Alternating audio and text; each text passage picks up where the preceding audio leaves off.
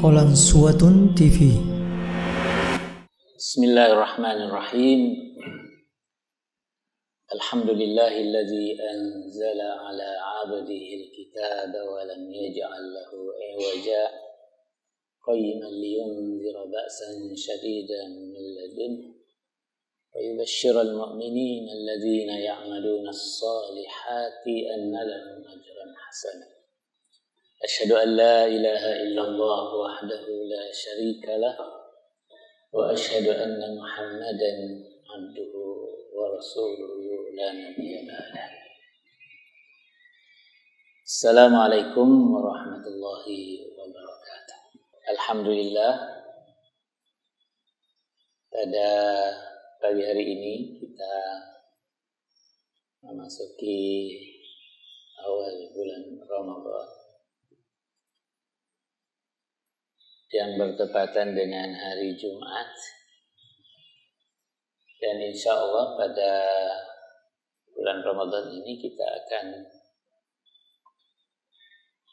mendapatkan 5 kali Jumat, dan itu akan terjadi 20 tahun sekali. Alhamdulillah. Dalam acara ini, Nurun ma'ala Nur, kita akan membahas, menjelaskan beberapa ayat yang ada di dalam surah An-Nur. Allah Subhanahu wa ta'ala membuka surah ini dengan firman-Nya, A'udzubillahi minasyaitonirrajim, Bismillahirrahmanirrahim. Suratun anzalnaha wa faradnaha wa anzalna fiha ayatin bayyinat la'allakum tadhakkarun. Suratun anzalnaha. Surah di dalam bahasa Arab di sini adalah khabar. Khabar li mubtada mahzuf, yang aslinya adalah hadhihi surat. Surah itu sendiri adalah kumpulan dari beberapa ayat, di mana ada surah yang panjang. Yang paling panjang itu adalah surah Al-Baqarah, dan yang paling pendek itu adalah surah Al-Kautsar. Surah Al-Baqarah itu termasuk surah yang paling panjang, lebih dari 2 juz. Di dalam sejarah bahwa turunnya Al-Quran itu ditandai dengan surah-surah, dan surah ini sebenarnya sudah ada namanya sejak diturunkan ketika Rasulullah SAW menerima wahyu Al-Quran. Maka sekaligus malaikat Jibril menjelaskan bahwa ayat ini adalah letaknya dari surah itu, dengan memberi nama atau menyebutkan nama dari surah tertentu. Surah untuk memudahkan kita mengingat jumlah surah yang ada di dalam Al-Quran, yaitu 114, dan membedakan antara surah yang turun di Mekah yang disebut surah Makkiyah dan surah yang turun di Madinah yang disebut dengan Madaniyah. Itu melihat dari jumlah ayat surah Al-Baqarah. Ayat surah Al-Baqarah terdiri dari 286 ayat. Ya. Jadi 3 angka, 286. surah yang turun di Madinah itu jumlahnya 28. Angka pertama dan angka kedua. Dan surah yang turun di Mekah itu 86. Jadi 28 ditambah 86 itu jumlahnya 114 surah. Antara satu surah dengan surah yang lain itu ditandai dengan atau dipisahkan dengan basmalah, perkataan bismillah, kecuali surah Bara'ah atau surah At-Taubah. Karena alasan daripada Khalifah Tsalits Utsman bin Affan ketika penulisan Al-Quran pada zaman Khalifah Utsman itu yang mengalami periode yang ketiga, yaitu periode pertama pada zaman Nabi, periode kedua adalah pada zamannya Abu Bakar, dan yang ketiga adalah pada zamannya Utsman bin Affan radhiyallahu anhu, di mana beliau meletakkan surah Al-Anfal kemudian disambung dengan surah At-Taubah tanpa dipisahkan dengan bismillah. Kita katakan tadi bahwa surah itu terdiri dari 114.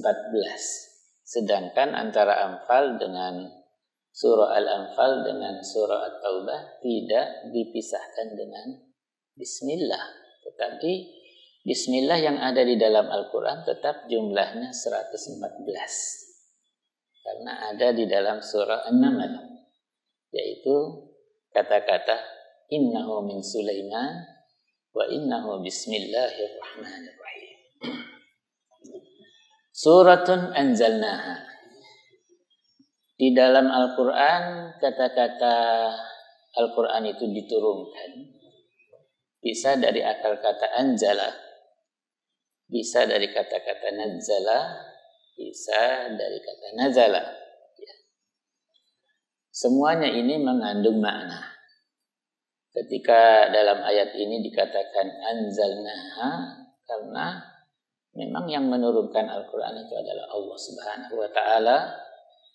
Dan kata-kata anzalna itu menunjukkan bahwa Al-Quran diturunkan dari tempat yang tinggi.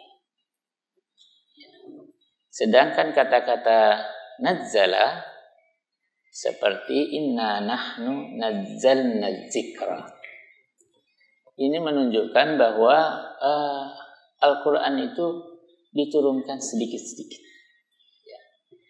Artinya Al-Quran diturunkan selama masa waktu 23 tahun. 13 tahun itu masa atau periode Mekah ketika Nabi masih berada di Mekah setelah diangkat sebagai Nabi dan Rasul, dan nanti 10 tahun setelah beliau hijrah ke Madinah. Jadi proses turunnya itu selama 23 tahun. Kadang ayat turun beberapa ayat, ya, seperti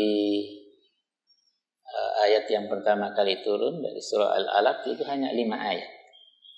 Nanti setelah itu turun dengan surah setelahnya Al-Muddatsir, satu surah, lalu kemudian sisanya daripada surah Al-Alaq. Jadi surah Al-Alaq itu tidak turun sekaligus, tetapi awalnya hanya 5 ayat. Bahkan ada yang tidak, hanya sebagian, bukan satu ayat saja. Jadi hanya sebagian kata, ada kalimat yang turun sebagai pelengkap, ya, di mana di dalam satu ayat itu dijelaskan bahwa tidaklah sama, ya, antara orang yang berjihad dengan orang yang tidak berjihad. Maka saat itu seorang sahabat, yaitu Abdullah bin Ummi Maktum, akhirnya juga ingin berjihad. Dia mengatakan, kami juga ingin berjihad wahai Rasulullah, tapi saya nggak bisa melihat. Maka kemudian turunlah ayat ghairu ulid darar. Hanya kata-kata ghairu ulid darar. Jadi ini juga bukti bahwa Al-Quran itu tidak diturunkan sekaligus seperti halnya At-Taurah dan Injil, tetapi turunnya sedikit-sedikit selama masa waktu 23 tahun. Ini juga sebagai satu alasan karena Nabi memang tidak bisa membaca. Nabi tidak bisa menulis, tetapi diistilahkan sebagai ummi, ya, tidak membaca, tidak menulis, sehingga Al-Quran itu diturunkan sedikit-sedikit. Di sini kata-kata anzalna, Allah menurunkan itu di dalam penurunan Al-Quran itu memiliki kelebihan dibandingkan kitab-kitab samawi terdahulu. Kalau At-Taurah diturunkan sekaligus, Al-Zabur diturunkan sekaligus, Injil juga diturunkan sekaligus. Tetapi Al-Quran melalui dua tahap. Pertama diturunkan sekaligus, maksudnya diturunkan dari Lauh Mahfuz, langit 7, itu diturunkan ke langit dunia sekaligus pada malam Al-Qadar di bulan Ramadan. Maka sehingga malam Al-Qadar itu adalah malam yang dimuliakan, karena pada malam itulah diturunkan Al-Quran. Maksudnya diturunkan dari Lauh Mahfuz ke langit dunia. Nanti dari langit dunia inilah kemudian diturunkan kepada Rasulullah SAW melalui malaikat Jibril selama masa 23 tahun seperti yang kita sampaikan tadi. Dan Allah menjelaskan di sini anzalna itu menunjukkan kemuliaan, ya, lil azamah. Jadi Allah yang menurunkan, sekalipun Al-Quran secara keseluruhan itu adalah Allah yang menurunkan, untuk menunjukkan bahwa surah ini memiliki keutamaan, memiliki kemuliaan. Maka kita tentu akan banyak mengambil pelajaran dari surah An-Nur ini. Wa faradnaha, maka kami mewajibkan untuk melaksanakan hukum-hukum yang ada di dalamnya. Jadi Allah menurunkan surah ini mengandung beberapa pelajaran, beberapa hukum, maka hukum ini wajib untuk dilaksanakan.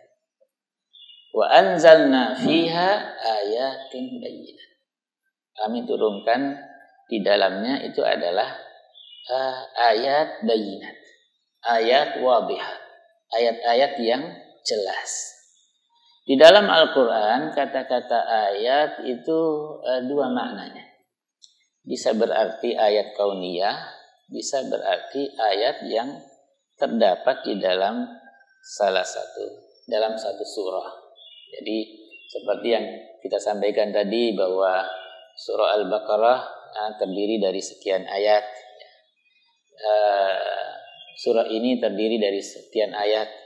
Rasulullah SAW itu menjelaskan bahwa di beberapa surah itu sekian jumlah ayatnya. Seperti Nabi menjelaskan kalau surah Al-Fatihah terdiri dari 7 ayat, atau surah Al-Mulk terdiri dari 30 ayat.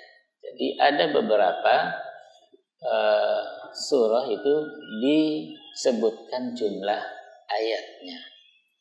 Dalam hal kaitannya dengan ayat yang dimaknanya di dalam Al-Quran tadi, itu yang pertama bisa dimakna tanda-tanda. Seperti yang disebutkan di dalam Al-Quran, inna fi khalqis samawati wal ard, sesungguhnya dalam penciptaan langit dan bumi, wa ikhtilafil laili wan nahar, pergantian malam dengan siang, la ayatin li ulil albab.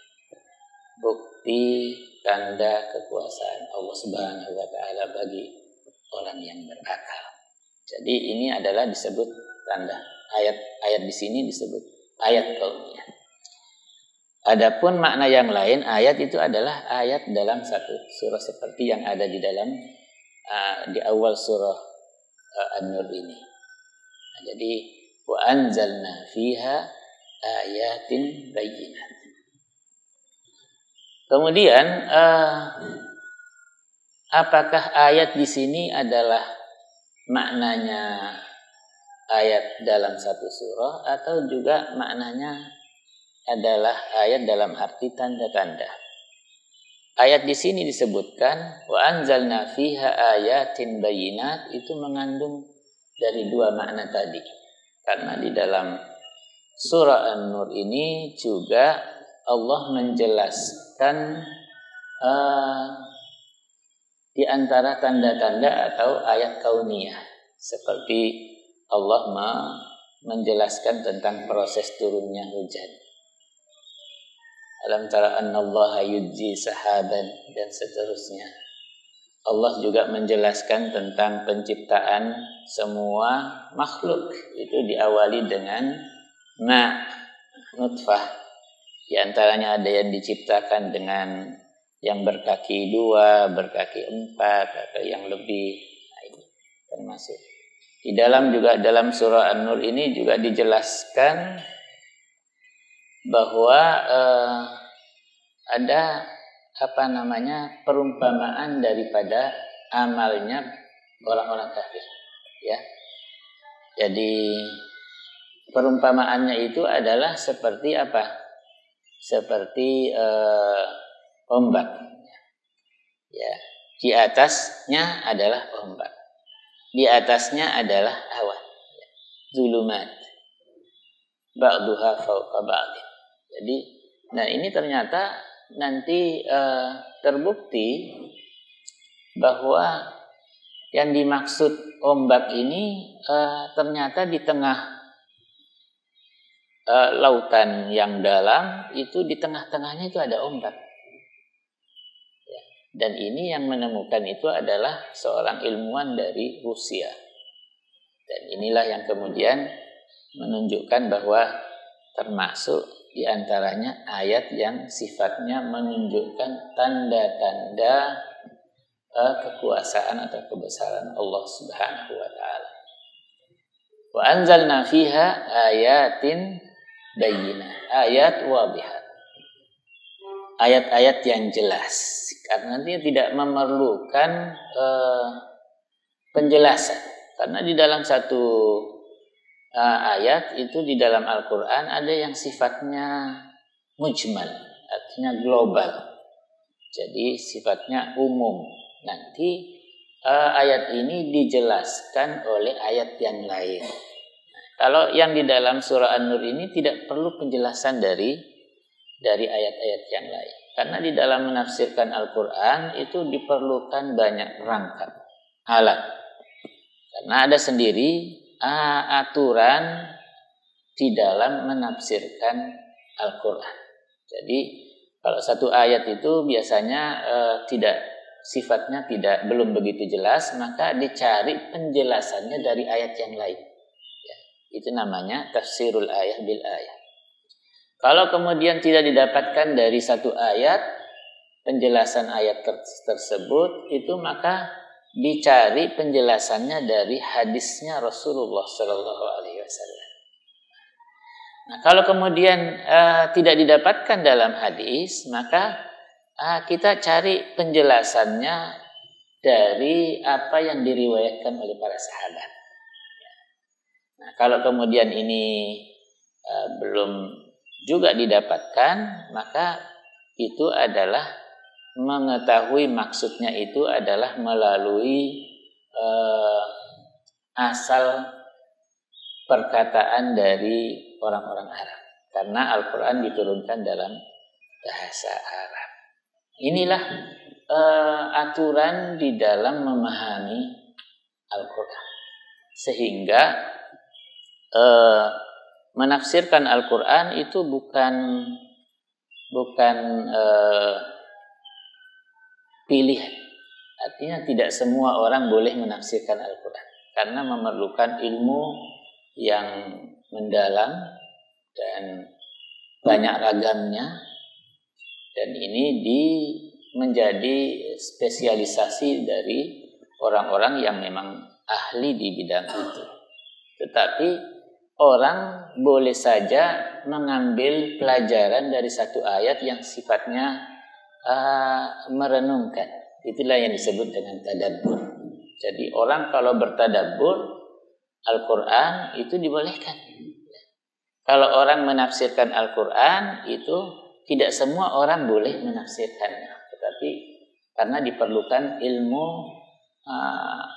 secara khusus di dalam menafsirkan Al-Quran. Jadi ini ketika Allah Subhanahu wa taala menjelaskan wa anzalna fiha ayatin bayyinat, maksudnya ayat-ayat yang sudah jelas, tidak memerlukan penafsiran dari ayat-ayat yang lain, tidak memerlukan penjelasan tambahan dari hadis-hadis Rasulullah Sallallahu Alaihi Wasallam, karena isinya sendiri sudah jelas.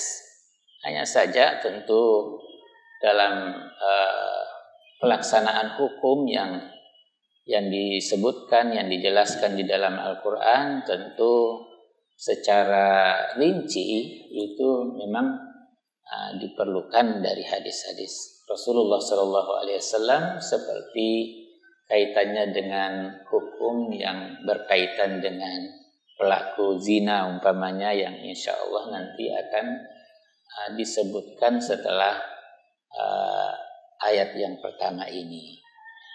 Jadi, ayat wa anzalna fiha ayatin bayyinat la'allakum tadhakkarun, ya, dengan harapan agar dengan demikian kita bisa senantiasa ingat, senantiasa mengambil pelajaran dari hukum-hukum yang akan dijelaskan nanti di dalam surah An-Nur ini, untuk kita amalkan di dalam kehidupan sehari-hari.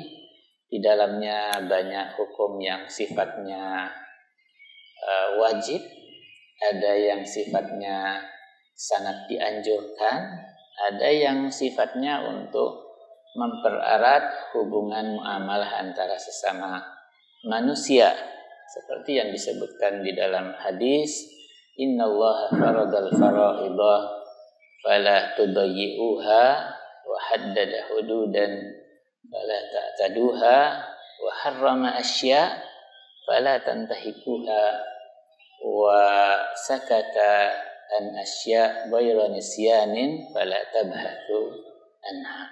Ini kaitannya dengan masalah hukum. Ada yang sifatnya wajib, yang wajib ini jangan disia-siakan, harus dilaksanakan. Ada beberapa hal, batasan-batasan yang telah dijelaskan di dalam agama, baik yang dari Al-Quran ataupun dari hadis Rasulullah SAW, maka kita tidak boleh melampaui batas-batas yang telah ditetapkan oleh agama. Demikian halnya hal yang kaitannya dengan haram itu juga sudah dijelaskan di dalam Al-Quran dan hadis Rasulullah SAW. Dan ada beberapa perkara itu didiamkan. Allah mendiamkan perkara itu, maksudnya untuk kemudahan daripada hamba Allah ini. Jadi tidak boleh diperbincangkan, tidak boleh dipermasalahkan. Di dalam muqaddimah daripada surah An-Nur ini tentu memberikan gambaran apa yang akan dijelaskan di dalam surah An-Nur ini, dan insya Allah dalam pertemuan yang akan datang kita akan menjelaskan satu persatu dari hukum yang dikandung di dalam surah An-Nur ini mudah-mudahan dengan muqaddimah daripada surah ini memberikan manfaat bagi kita dan memberikan persiapan, karena Allah sudah menjelaskan bahwa di dalamnya ada kewajiban-kewajiban yang harus kita laksanakan. Maka tentu saja dengan adanya muqaddimah surah ini memberikan persiapan bagi kita untuk bisa melaksanakan apa yang akan disebutkan atau dijelaskan oleh Allah Subhanahu wa taala di dalam surah An-Nur ini. Mudah-mudahan dalam acara Nurun ala Nur ini memberi pencerahan bagi kita semua, dan juga terhadap para santri yang saat ini berada di rumah, mudah-mudahan tetap bisa mengikuti acara ini sekalipun saat ini berada di rumah masing-masing. Adanallahu wa iyyakum ajmain. Assalamualaikum warahmatullahi wabarakatuh. Jazakumullahu khairah sudah menonton video ini. Jika bermanfaat, silahkan tekan like, share, dan subscribe untuk menunjukkan dukungan antum di channel ini. Ikuti juga informasi kegiatan santri dan alumni di akun resmi Pesantren Pendidikan Islam Darul Abror.